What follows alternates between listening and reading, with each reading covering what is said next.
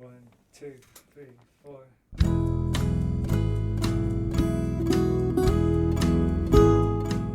Hello, you're listening to the SKYLIT Books podcast series. We are a general interest independent bookstore located in the Los Feliz neighborhood of Los Angeles, California. This year, because of the coronavirus pandemic, we've had to close our store and cancel in-person events. But SKYLIT is your neighborhood bookstore, and we are finding ways to create community even while we're far apart. In the coming weeks, we'll be putting out lots of new audio content to help you discover new books, connect with authors, and check in with your favorite booksellers. To learn more about how you can help keep SKYLIT alive, please visit our website at skylitebooks.com or check out our social media accounts on Twitter and Instagram. You can subscribe to the podcast on Podbean, iTunes, and Spotify. Thank you for listening and enjoy.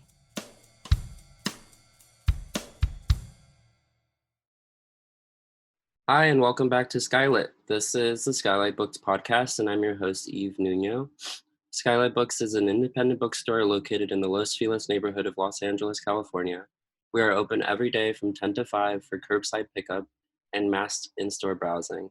Shop online at skylitebooks.com or check out our upcoming events on crowdcast.io/skylitebooks.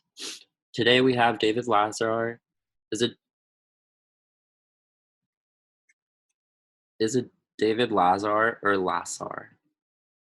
You have to unmute yourself. It's Lazar. Lazar. Okay.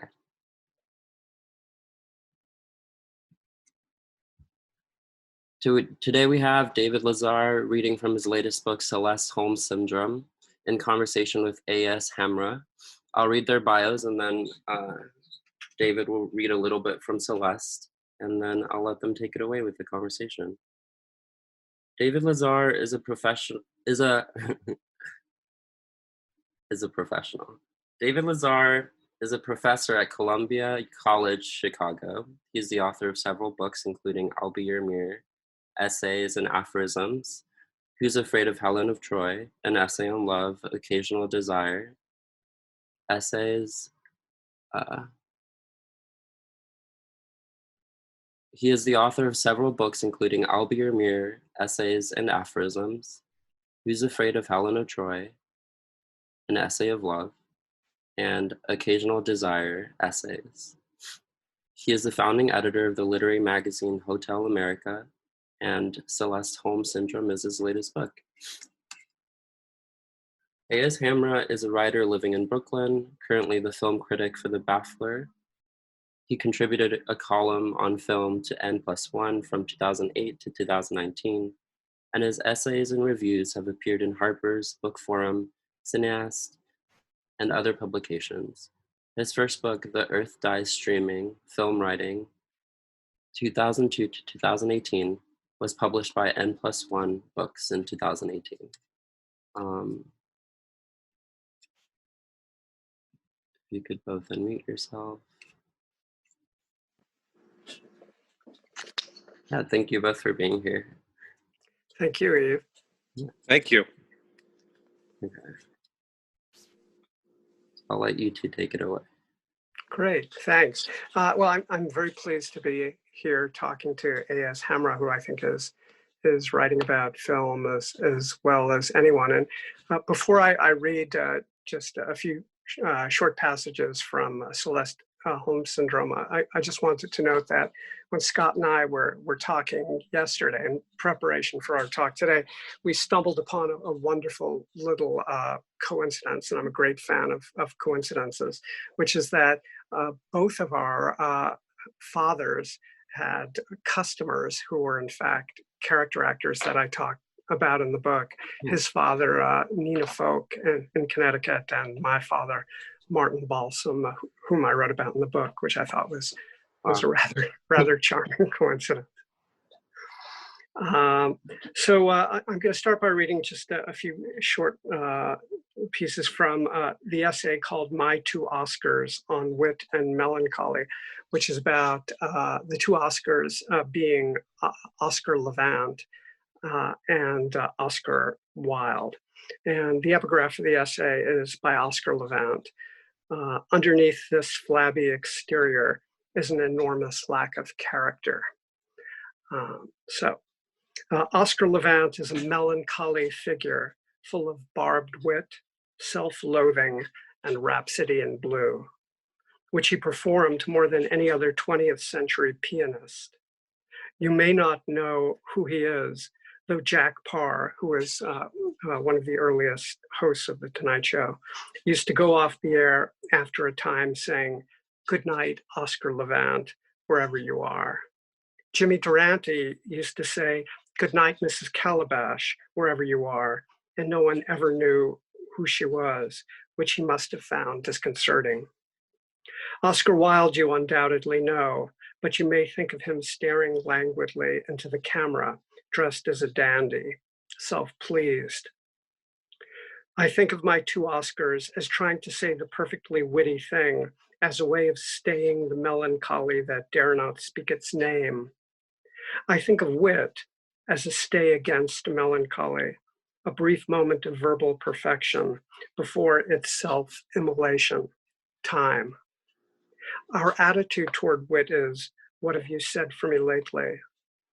Wits, whether Dorothy Parker or Oscar Levant, friends, by the way, or Oscar Wilde or Samuel Johnson, make their own traps that wit springs them out of, expectation. The only way a wit can stop being a wit is to be dull, a melancholy resolution. Oscar Levant looked a bit like a cross between Leslie Caron and Delmore Schwartz on a bad day, except for his long fingers, which must have played Rhapsody in Blue 1,000 times. If you don't know who Leslie Caron and Delmore Schwartz are, let's say Levant looked like a moon for the misbegotten with bad teeth. So early in this essay, I keep asking if you know who people are. That really means I'm concerned about my age and yours, about whether this is a December-May essay, which might be a melancholy affair. Like Leslie Caron, with whom he starred in An American in Paris, when he was known as one of the wittiest men in America, Levant had moony eyes. This was before he spiraled into multiple psychiatric commitments, addiction, and electric shock therapy. He would emerge one of the wittiest broken men in America and the first full-fledged American performative psychodrama. He prefigured reality TV and the performance comedy of the neurotic self in actor comedians. I'm going to jump ahead a little bit. I'm not sure if any of us quite know what a genius is, but Levant did. It was George Gershwin, and he measured himself against Gershwin disastrously. How melancholy to become the memorialist for the man you loved, the man I love, and against whom you measure yourself so severely. All of Levant's film performances, from Romance on the High Seas to Humoresque, to the Barclays of Broadway, to An American in Paris, are variations on the theme of Oscar Levant, the amanuensis of love, the musical third wheel. Oscar is always there to help speed or console the romantic action, but along the way he gives us bracing asides. He'll tell us that, quote, "My psychiatrist once said to me, maybe life isn't for everyone," end quote. He's the tonic to the saccharine action. And I'm just going to jump ahead to the end here. He said, quote, "I admire Leonard Bernstein, but not as much as he does," end quote, end quote. He uses music as an accompaniment to his conducting, end quote. He said famously, I'm just going to drop the quotes here. He said famously, "I knew Doris Day before she was a virgin." He said of Eisenhower, "Once he makes up his mind, he's full of indecision." The line that got him taken off the air on live television in 1958, "Now that Marilyn Monroe has converted to Judaism, Arthur Miller can eat her." Of Grace Kelly, she married the first prince who asked of himself, "I'm a study of a man in chaos, in search of frenzy." But there was something wounded, something vulnerable in his mien before he became outright self-destructive. that happened right after he filmed Bandwagon in 1953, after his heart attack, when fear of death sent him chasing after it into Demerol addiction. And I think I'll stop there. Well, that was great. You know, Oscar Levant is a strange person to choose in a way as a character actor, because he had a whole life outside of the cinema, and he was a personality that people knew throughout the country for his appearances as himself on the radio, on the stage, and concerts, and so on. And he, you know, essentially played himself in movies, even when he was playing a character. Right. He, yeah, that's right. It's almost as though film were a kind of afterthought. But you know, he also prefigures. One of the things that interests me is you know, if you think of something like My Dinner with Andre, you know, he prefigures, you know, the whole idea of the, you know, of the fictionalized self, you know, which we've gotten so accustomed to. You know, I think he's one of the earliest versions of that. Yeah. He is kind of like Wallace Shawn in a way, but he's much more severe and even kind of threatening sometimes in his melancholy. He once said, you quote in your essay, Oscar Levant once said, "I said outrageous things that not only frightened me, but the whole community." Right. And, you know, Scott, that's one of the things that interests me, is that, you know, both, you know, character actors generally, but perhaps no one more so than Levant is that, you know, he's off to the side, you know, he's the supporting actor, but his presence is so incredibly, or threatens to be so disruptive, you know, Yes. so transgressive. Yeah. He does have a tendency to take over every scene that he's in without really doing anything a lot of the time. He's like Peter Lorre in that way, and they share they share the same kind of baleful expression. They're physically similar, even. Right, these mournful little, almost grotesque Jewish men, you know, who are acting almost in a movie, you know, a movie in their own minds, a movie of their own making, in every movie they appear in, which on some level is always the same movie. Yeah. Right.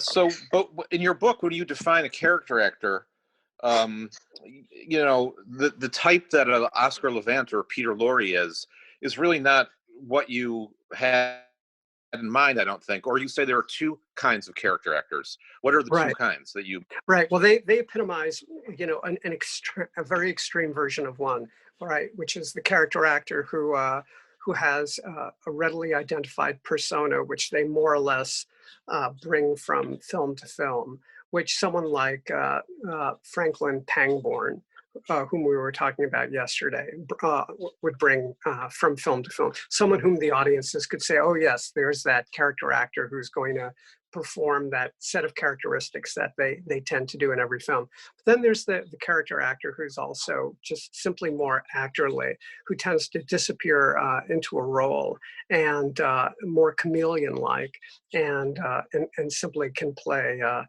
great variety of roles, and can be plugged in almost anywhere. So I mean, in sort of gross terms, I think those are the two varieties we mostly see. Well, you start the book talking about Thelma Ritter, who for many people you say is the quintessential character actor. Right. And she in a way is known more than any other character actor because of the great luck she had in the films that she was in. You know, Rear Window, All About Eve, Pick Up on South Street, and some others. But you also say at the beginning of the book that you didn't want to talk about her right away. Why is that? That's a great question. Perhaps that's on some level my writerly stubbornness, just because everyone is expecting it so much, and you know, I was wanting to talk about perhaps some actors who you know, who were a little less known, a little less perhaps obvious. But you know, one of the things that's interesting about Ritter is that in some ways, and I'd love to hear what you think about this too, of course, but in some ways she really threads the two kinds that I'm speaking of, which is she both brings something familiar from role to role while being a rather extraordinary actress who who does in fact play very different kinds of roles. So in a way, she kind of splits the difference. I mean, her role in The Misfits is wildly different, after all, from her role in Pickup on South Street. But there is still some quality, some Thelma Ritterish quality, right, in both films. Yes, and she brings this to undistinguished films too, that we don't remember as much. So if we happen to be seeing one and she shows up, it kind of transforms the film into something else. Right, that's right. Great character actors like Ritter always transform. Always transform. Even an almost unwatchable or banal film. I mean, there are films I'll stay and watch just to see a great character performance, and Ritter of course would be one of them. Yeah. I was watching a TV commercial from the early 70s that starred. It was a Japanese TV commercial and it starred Charles Bronson, Uh-huh. and it was for a cologne called Mandem cologne. And in the commercial, Bronson is exiting a hotel, and the doorman is played by Percy Helton. Percy Helton. Wow. So Okay. this totally changed the dynamic of this 30-second ad that was made by the Japanese film director who made the film House. Because Right. if you're familiar with Percy Helton, to see him show up in a TV commercial in Japan with Charles Bronson is very disorienting. And Right. he has one line and that's it. And then Bronson gets into a car and drives away. But it kind of undercut Bronson. Bronson is Charles Bronson. He's very macho. He's dynamic, and he's in this ad because of his fame. But then Helton comes along just to hold the door for him, and it does something strange to the ad.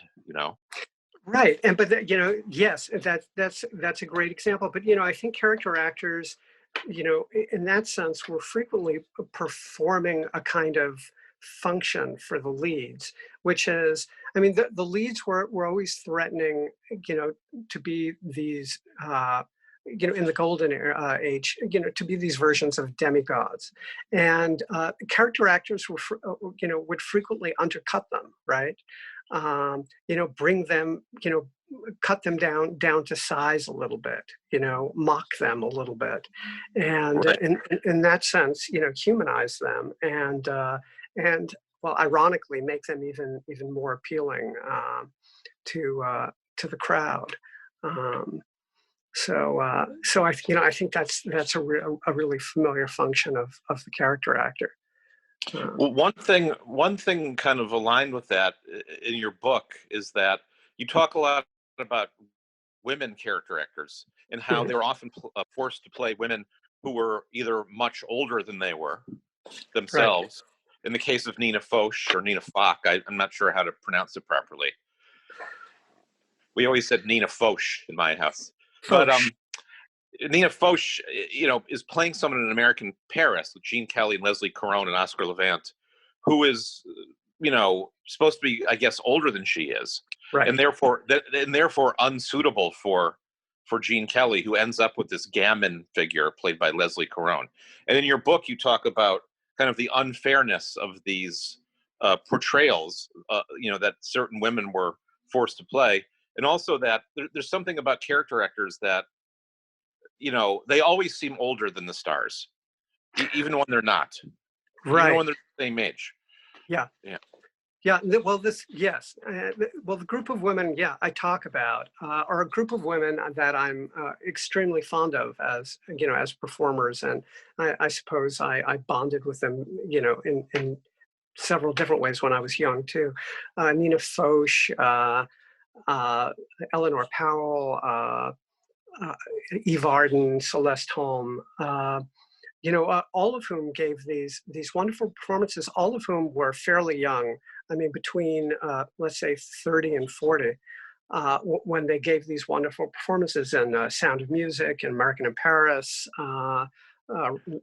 Eve Arden in just about anything from Mildred Pierce to Romance on the High Seas, you name it. She was in, 150 films.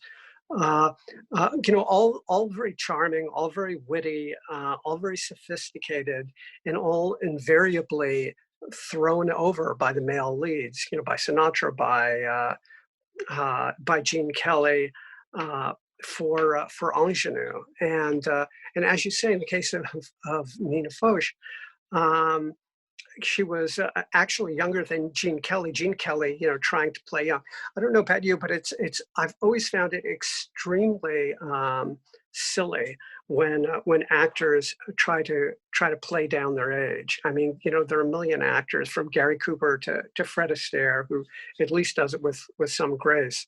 Who try to appear, boyish, as a way of making their courtship of a very, very young woman less objectionable. But in this case, in fact, Nina Foch, who's playing the older woman, is in fact 7 years younger than Gene Kelly actually was, and the maturity of her demeanor, almost allows them to sort of pull it off, but it still doesn't quite work for me. And I the whole thing makes my head spin and my stomach churn. Well, that film is a Vincent Minnelli film, and as is The Bandwagon, which we talk about in the book, and also The Cobweb, which is not a musical. All those films have Oscar Levant in them, and he seems to be there to position, us in relation to these characters. Yet he's, all these films are kind of about sadness and have a mournful quality, especially The Bandwagon, where the age of Astaire becomes an issue in the film. Bandwagon, one of the things I love, Bandwagon is maybe my favorite musical. And one of the things I love about it is that, yes, you're absolutely right, is in many ways it's a melancholy musical. It begins with Astaire sort of celebrating his male spinsterhood. And then, of course, at the very end, because it's a classic Hollywood comedy musical, he pulls love out of a hat. But for much of the film has this kind of mournful quality about aging in it. Dancing in the Dark is lovely and romantic, but even it has this kind of mournful quality. And there you have Levant as the kind of patron saint of melancholy in all of these films. You name the book for Celeste Holm, but it seems to me that in the book there's an actress you talk about maybe a little bit more than her, who's Jessie Royce Landis. Yeah. Who probably fewer people know who Jessie Royce Landis is than Celeste Holm. Right. I think Jessie Royce Landis, who had a long career and whose earlier films I think are mostly forgotten, or whose roles in them haven't been remembered quite as notably, is mostly known or mostly remembered for two performances in Hitchcock films: the performance as Grace Kelly's mother in To Catch a Thief, and her performance as Cary Grant's mother in North by Northwest. And one of the things I love about her performances, again, she's very witty, and she gives these very maturely sexualized performances. In To Catch a Thief, before and after Cary Grant courts Grace Kelly, she flirts outrageously with Cary Grant, which he seems to find terribly amusing and interesting. There's the famous moment in To Catch a Thief where Cary Grant says to her, "You must sleep very soundly," and she bats her eyes as if she's about to eat him up and says, "I do."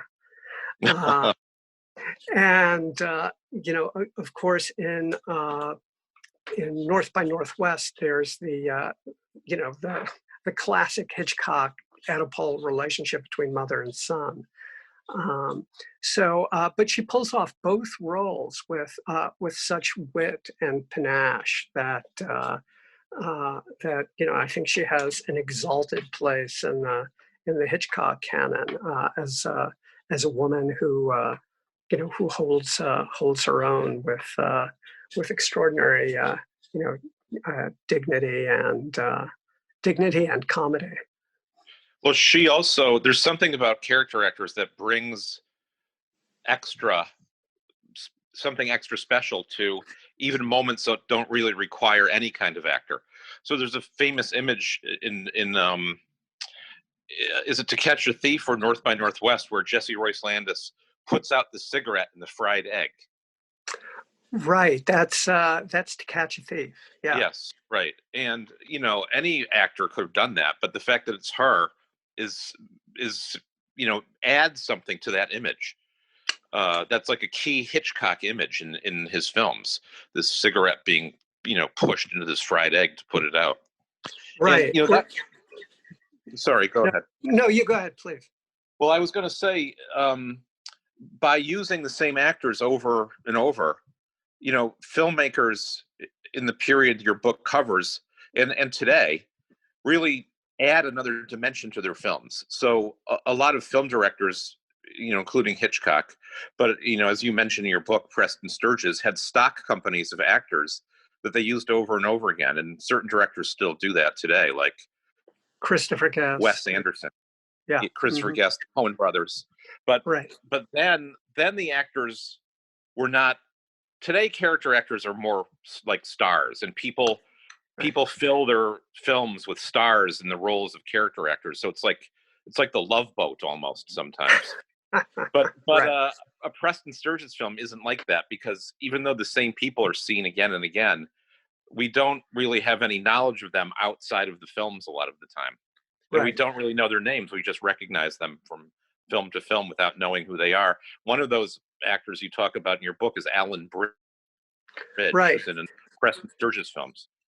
Yeah, I don't think anybody was rushing to read about what Alan Bridge was doing on his vacation, in the early 1940s, that allowed this persona of his to have this kind of volume that that perhaps the character performances today aren't allowed to have, because there's a little bit too much static. The actors today are a little bit too complicated by their fame. Right. So. Right, and Alan Bridge, as you point out, is kind of a menacing figure. But in one film, he's supposed to be menacing because he's the warden of a chain gang, and then in the other film you talk about by Sturges, he's revealed to be helpful and friendly.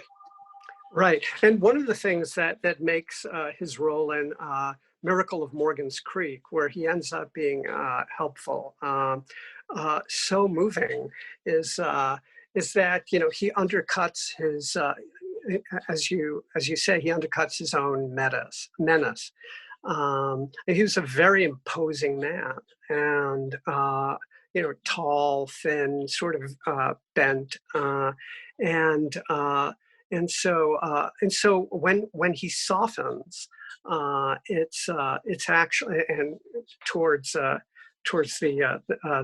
central protagonist in Miracle of Morgan's Creek, who's in a really tough spot. It's the mid 1940s, and she's an unwed mother, and he cuts his patriarchal disapproval with some real human sympathy, and that gives the moment this real emotional resonance. Another actor that Sturges used, you have a whole chapter about, actually two actors you put into one chapter, are Eric Blore and Franklin Pangborn, who you mentioned earlier, right? Who represent real types. They represent two very clear, distinct types in classical Hollywood cinema that they are the kind of apotheosis of.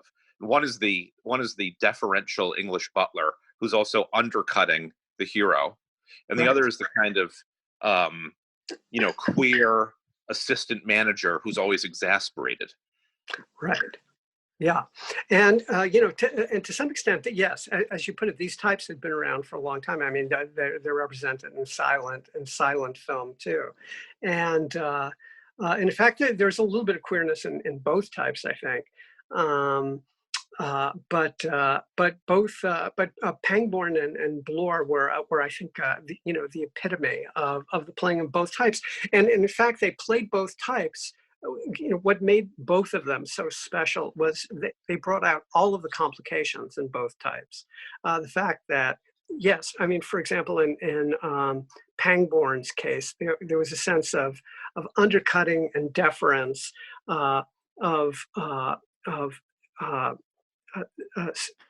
self-deprecation and self-importance. I mean, his roles always cut about 8 different ways. There was this early sense, he was always an organization man of some kind who was frustrated, which is also, a very early type of sort of the organization man in the gray flannel suit too.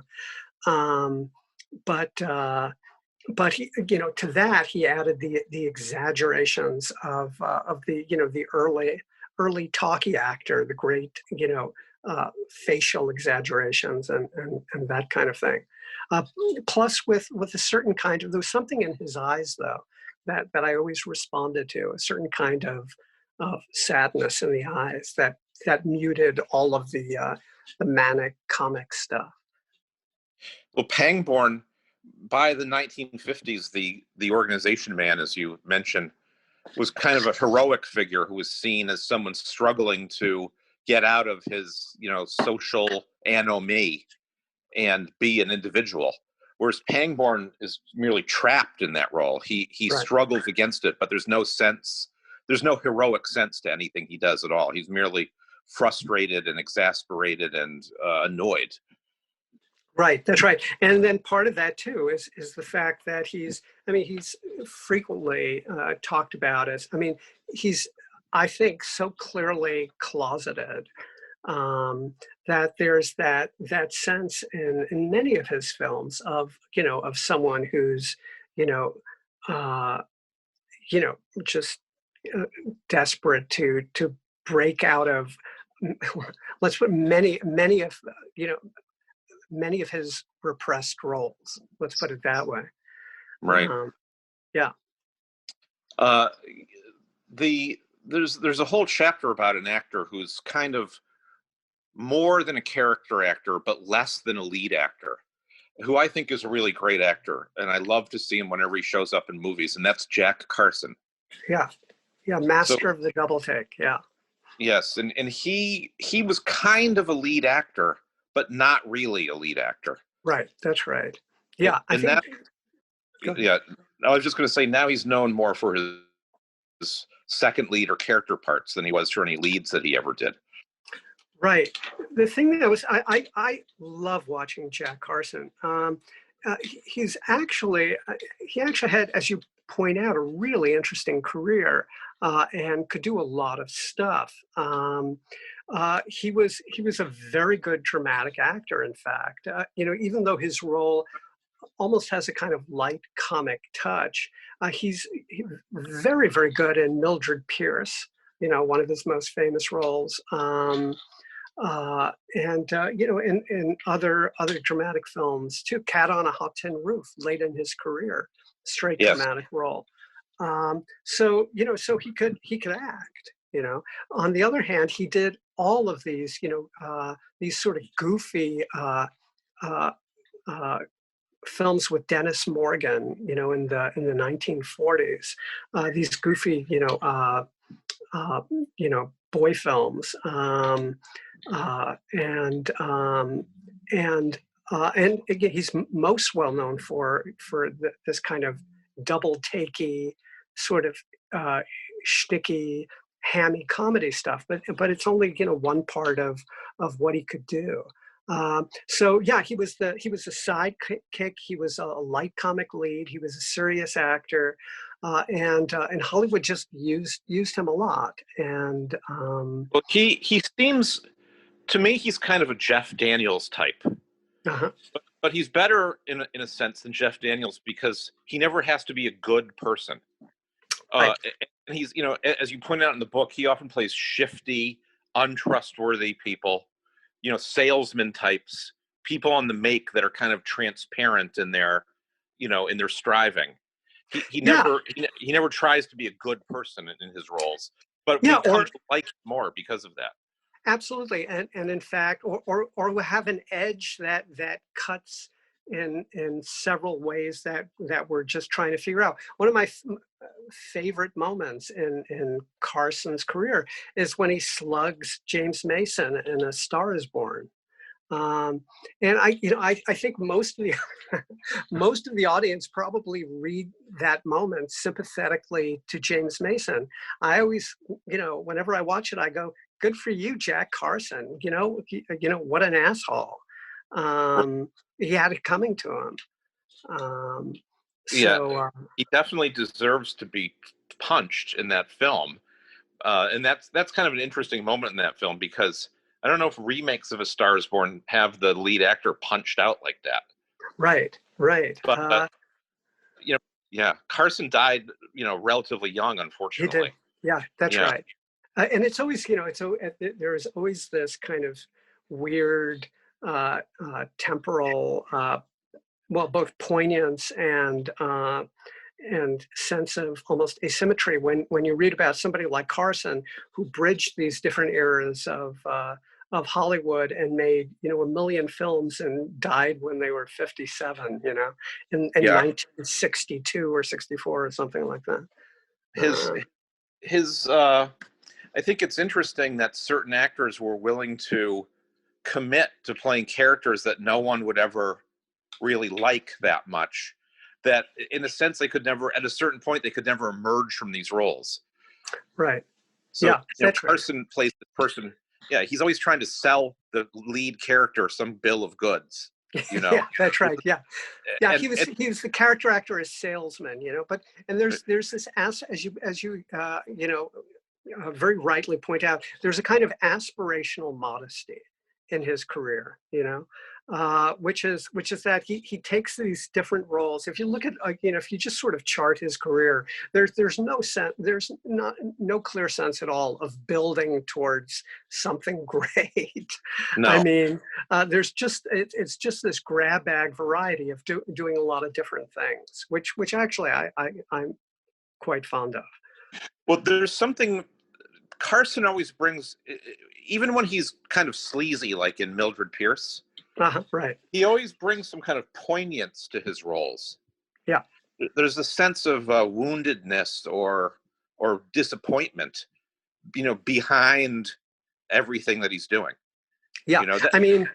It's like he was born there's some right. I mean, there's something if one of the qualities he carries over from film to film is Carson usually loses on one level or another, right?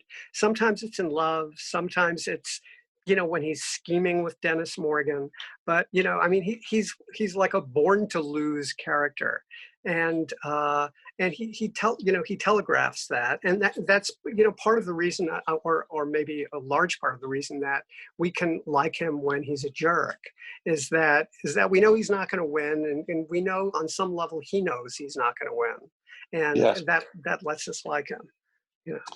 He's, one of the great character actors died of COVID right at the beginning of the epidemic, who was Alan Garfield. Oh yeah, I loved Alan Garfield. Yeah, he was so all great. That great work in Altman's films. Yeah. Yeah, and in The Conversation, and in Wim Wenders' The State of Things, and in a lot of other films, Robert Downey Sr. films. Right, and he was great at being unappealing. Right. Yeah, he was great at being very unappealing. Right. Unlike Carson, he didn't have that kind of humanizing poignance a lot of the time. He just seemed like an irritation. He was there to annoy people somehow. Right. But also what saved Garfield is this great sense of existential disgust with the world, right? That he frequently brought to his characters. Absolutely. Alan Garfield's not in the book, though. I just bring him up because that's he was great. I love He's one of the last great character actors from the 70s, you know, who was it just made you so glad when Alan Garfield showed up in a movie, you know. That's right. Yeah, that same your quality. book your book ends with a section on Martin Balsam, who was a friend of your father's. They grew up together in Brooklyn. In Bronx, but you never met him. Yeah. In the Bronx, pardon me. Yes, sir. You grew up in Brooklyn. Yeah, your father grew up in the Bronx. And so Martin Balsam is a very recognizable actor, but probably few people know his name. He plays the detective who dies on the stairs in Psycho. He plays Audrey Hepburn's agent in Breakfast at Tiffany's. Right. What else is he in? He's in 12 Angry Men. He was in the end of his life. He was on, he was with Carol O'Connor in that in the sequel to All in the Family. Right, and he was the last of the robbers to be arrested in the taking of Pelham 1, 2, 3. Exactly, the one with the pole. Right. That's right. He's kind of the quintessential character actor. He is. He absolutely is. Yeah. You know, one of the things that's really interesting, Scott, is that I would, as I was working on the book, I would frequently mention Martin Balsam, and as someone I think of as really, I mean, a great character actor and someone who was in so many marquee films. Almost no, I mean, other than people, you know, who know films and follow films, almost nobody would know who the hell he was. And then, you know, if I would show them a photograph, say the staircase photo from Psycho, or maybe a photo from Pelham 1, 2, 3, they would immediately recognize them, but nobody would get the name, which I found pretty fascinating. Well, he has a very pardon me, he has a very distinctive look and voice. Yeah, and he is very memorable. You know, yeah. Whenever he's, he really somehow, makes you remember his performances, even when he's with, much bigger stars. Right. Audrey Hepburn, even. Right, that's right. One of the things that I hadn't known that I thought was so interesting that I found out when I was writing about him was that Kubrick originally picked him to do the voice of Hal in 2001. But he thought his voice was a little too American. So, so he moved on. Well, he does have a friendly voice. He has a friendly voice, but his voice is also very wised up. Yeah, that's right. He sounds like seen some things, he knows things that you maybe don't know about. So maybe as Hal, it would not have been as neutral as the voice of Douglas right. That's right. Yeah. But Balsam too, another guy, but in a very different way, and perhaps a slightly more in a more everymanish way than perhaps Jack Carson. Balsam too, frequently someone who ends up short, who's he had several roles where he played a bit of the kind of schlemiel character, where he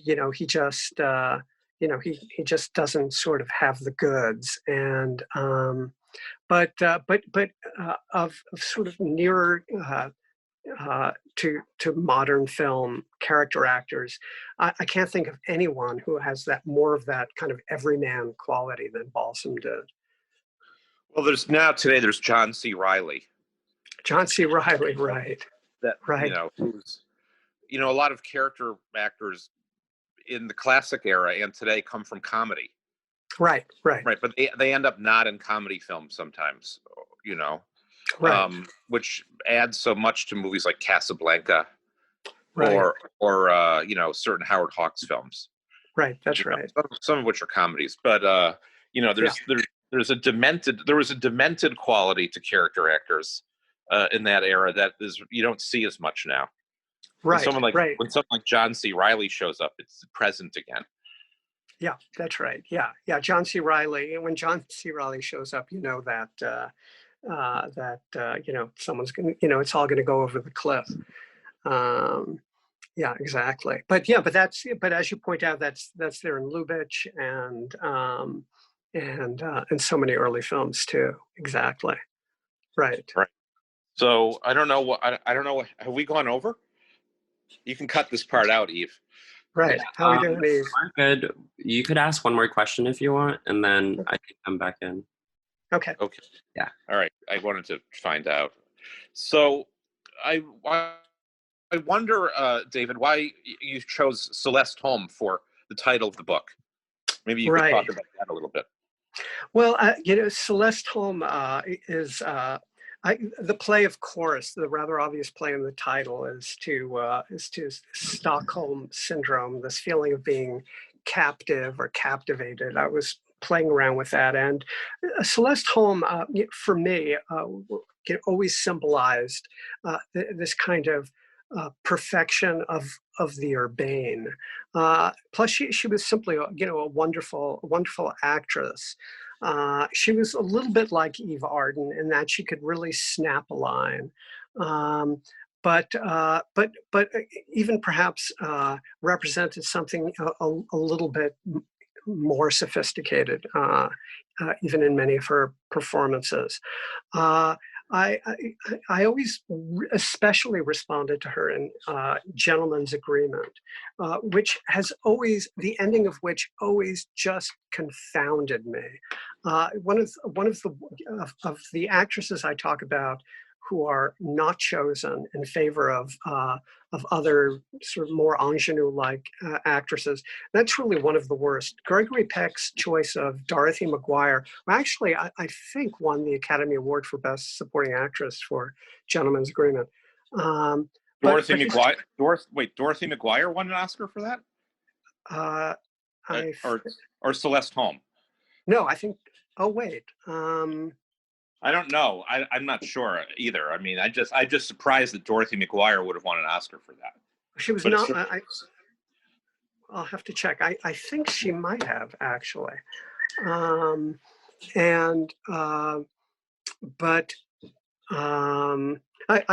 always love to leave an interview with an errant piece of information. Well, I mean, it doesn't matter. No, I'm only kidding.